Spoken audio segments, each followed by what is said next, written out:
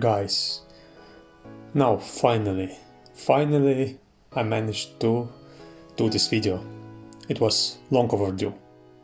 I'm very happy and excited to showcase you the finally finished Estonian table made for Infinity game.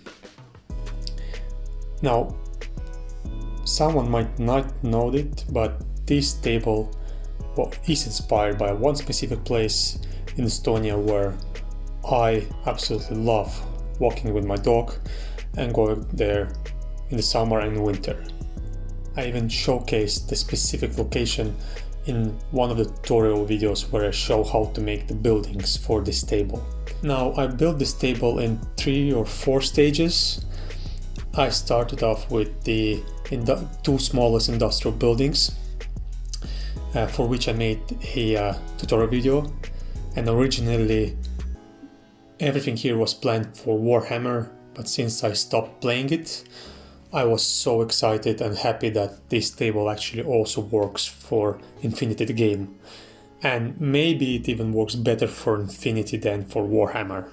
So for the buildings I primarily used the black styrofoam with some empty soda cans, and basically I just let my creativity flow with it. There's also some bits from Games Workshop, as the doors, bolters on the corners, the entrance of the entrance, and just some random bits here and there to give the building some character. Now for the second stage of the process I began building the forest. Now I was planning to build a forest for a very long time, but I was kinda scared and not very sure of myself that I can pull it off. But at the end of the project I really liked the result. It took longer than that I initially expected. I believe it took me 1.5 to 2 years to finish the forest itself, all the 4 pieces. And the forest is not one-to-one representation of the place that inspired me to do the buildings, but it's another forest, maybe like half an hour walk from the area with the buildings, and it had some this kind cliffs and hills there, so it has different levels of terrain and height, and basically that's what inspired the forest.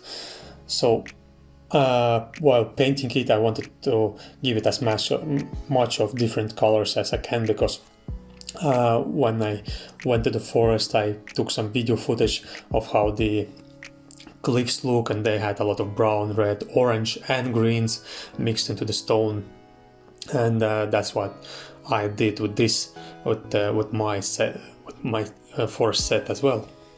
And of course I added a lot of different vegetation and flock to the bases to give this natural life look that the forest has. So basically I added a lot of character to these 4 pieces.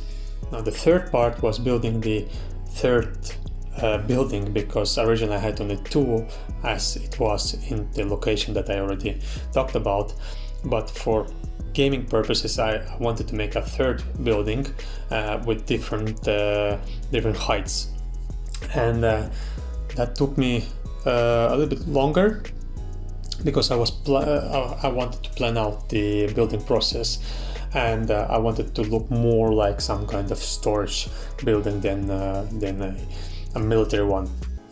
And obviously when I started building it I got carried away and I made it a little bit larger than I originally planned, but then again I really love how it turned out. I also planned from the very beginning to add some bits from my old laptop that sadly burned down, and that's what I did on the back of the building. It has some laptop parts here and there to give it again once again more character. And yeah, I just like how it turned out. I had absolutely a blast painting this particular piece, and I think it's one of my favorites thus far from all the terrain pieces that I have. And then finally the fourth stage was to take all the scatter terrain that I had made way before any of this happened and to repaint it. And I'm particularly talking about the bottle cups covered with some bandages. They used to be different colors, they used to be green, yellow, red, etc. But now they're all unified. I painted them all, the barrels black and the bandages unified green, like camo green. So it fits the theme of the terrain more and better.